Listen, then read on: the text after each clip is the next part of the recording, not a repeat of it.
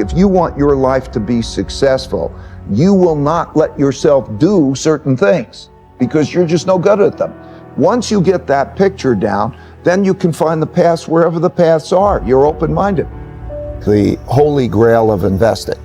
It's 3 pages long, and it explains basically this important thing, because when that epiphany happened to me and how I would do it, it changed everything. And it's so important for the average person who's listening. And let me explain why that is.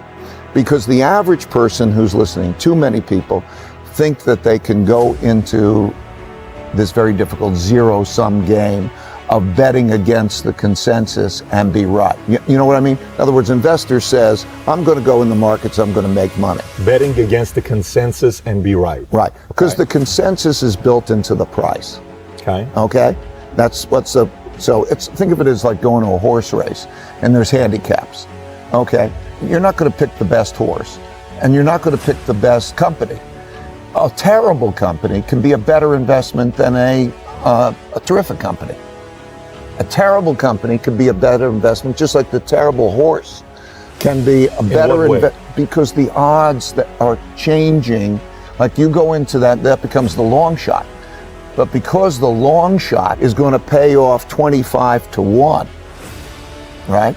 If he comes in, you could just as likely bet on the long shot as the leader, and it's going to be equally likely that you're going to make money, right? Otherwise the market would be doing the opposite. Well, the market is like that, right? In other words, if everybody believes that something's going to be terrific, okay, then everybody's betting on it, and its price is high. So it's not what's best necessarily. It's what's best relative to what's in the price, what's discounted. You know, everybody crashes, and then you're faced with that crash. And you either have an epiphany or you don't. You either walk off the field and say, hey, I don't want to do this anymore, and you give up on that, going after your audacious goals, or you gain really humility. You know, how do you feel that you're going to be wrong? And so I think then that whole notion is, you know, to come back with the finding the smartest people I could find who disagree with me. Also, I'm in the investment management business that you have to bet against the consensus. Otherwise you can't make money because it's in the price. And you have to bet against the consensus and be right. Or as an entrepreneur, I'm an entrepreneur. I had to bet against the consensus and be right. And so to gain that humility was the thing. So you either get off the field or you learn, right? The greatest tragedy of mankind, or the greatest tragedy of individuals who together make up mankind in their dealing with each other, is they have bottled up in their heads wrong opinions that they don't know how to stress test, because they think if it's in their heads, it's right, if they have an opinion. And it's so easy to get around that if you can think about, how do I go beyond that? So the reason I'm saying that is I love partnerships in which there's a back and forth and you knock things around and you get to the right answer, where there's open-mindedness and learning at the same time as there's the assertiveness as you're trying to figure things out together. In all relationships, in one way or another, you have to find out how you're going to make decisions. There are going to be agreements and disagreements, and you have to have the art of thoughtful disagreement. Now, people find their domains differently. Maybe somebody says, oh, okay, I'll take care of these things and you take care of that. I don't know. Some people, you know, the traditional household might say, okay, I'll take care of making the money out, and the man goes out and he makes money in the world. And then one woman says, I'll take care of the kids. We're not there anymore. But each role, I'm trying to say, in some way, you have to find out how to do the art of thoughtful disagreement. And it makes sense. And then also knowing what's good, what you're good at, and what you're not good at. It's a good thing to know what you're good at and what you're not good at. Meditation is the biggest gift that I can give anyone. And I would say more than anything, it is whatever reason for success I've had.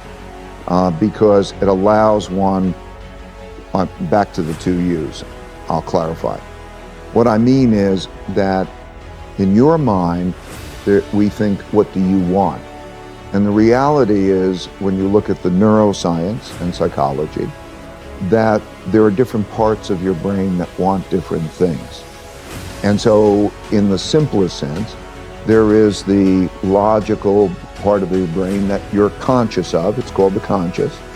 And you think you're being logical and you want to make those decisions. And then there's the subliminal, below the limbic system, part of the brain, which is the emotional, and it's not as conscious to you, but it has more of an influence on you than really the logical one. And so they're not aligned. And so when you're experiencing that pain, or let's say the ego, right, there were two main things. You got an ego barrier and a blind spot barrier.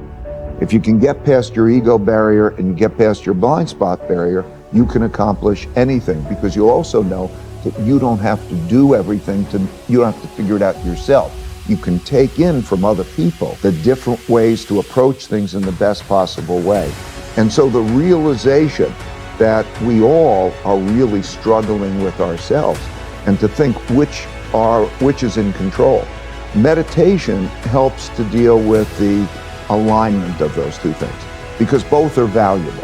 In other words, intuition, imagination, the things we really love come from our subliminal us's, right? Our needs, whatever they may be. They come from here, that subliminal. They may be valuable. They may be damaging. You don't know the difference. And so when they come up and you're looking at those with your logical mind and you can align those things, you're probably in good shape. If you can do that alignment between the subliminal and the logical, and you can do that with other people, so that you can triangulate with other people and say, does that make sense? And get alignment. That alignment is the path to the future, because you only have to know what the best things to do are. You don't have to have them all come up from your head. And for God's sakes, don't be overly opinionated, because just because you have that opinion, it doesn't mean it's true. So that's where the two U's and the alignment really is so important. Give me a couple things that I can do to get more out of a minute. First of all, if you do make your passion and your work the same thing, then it's great, right? Because your passion, whatever it might be, you're a painter or you're an entrepreneur or whatever that is, and you find that more enjoyable than going to a ball game, let's say, then that becomes a passionate thing. That's one thing. Second, to know how to work with people who can do things really well, to get the most leverage out of people, okay? Third, how do you get yourself really, what are the right work habits? Anyway, there's a whole bunch of those kinds of things where how do I, what you say, how do I get it done without me doing it? Who's the best to do it, and how do I get it? And all of a sudden you open yourself to all different possibilities of how you can do that, right? No time. Struggle well, or tough love. Okay, I put those words together because that exemplifies the fact that people don't think they go together. And so if you start to realize struggling well is what will get you what you want, okay, rather than avoiding struggle, that's what I'm trying to convey. And so if you realize that, then you will go to the struggle. You won't be averse to the struggle. And you will think, and then under that in the book, I wrote all these different ways of what it means to struggle well, okay? How you have thoughtful disagreement, how you listen to maybe when you're not good at that or not, how you learn, how you navigate all the ways through that so that you get stronger. Because if you don't struggle, you won't get stronger, okay? So struggling well, go above it, Okay, struggling well, a big element is to go above your struggle, just like you did. You look back and say, okay, am I struggling well, rather than be in it and doing those things. So there are a lot of different ways of how to struggle well, but if you know, okay, that struggling is a good thing. Okay, if you want to be strong, it's a good thing. If you worry, you don't have to worry. And if you don't worry, you have to worry. okay?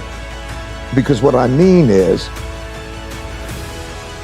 if you're worrying about what can go wrong, chances are you will create the protections against that thing going wrong, and therefore that's good. And if you're not worrying about the things that are going to go wrong, then now probably the things you never expect are going to come and hit you, okay? And so it sounds counterintuitive. If you worry, you don't have to worry. If you don't worry, you better worry. But what it means is that process of, okay, go to the thing, go to it, and enjoy it. View these things as puzzles. Your personality will change. You'll enjoy it, okay? Because life is a puzzle. It's a going through the jungle.